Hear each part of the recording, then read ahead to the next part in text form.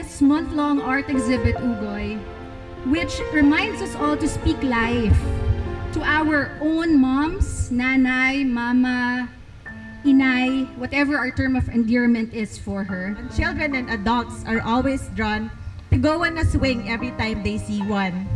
It is because being on a swing gives you a sense of freedom.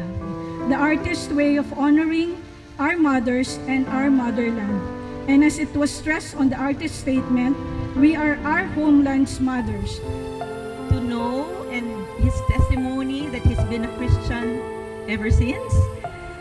And now they are living and using their lives as a testimony of God's goodness.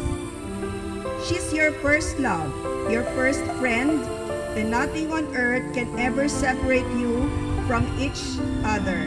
Not time, not space, not even death. The best way to get through the greatest highs and lows of life is to rest in and surrender to the one who is greater.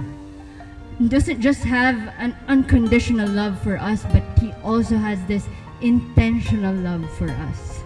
May I remind you, all of you, to say, I love you to your mom, to your wife, to your sister, and to all your relatives, because some of them need to hear that and they have not heard it for a long, long time.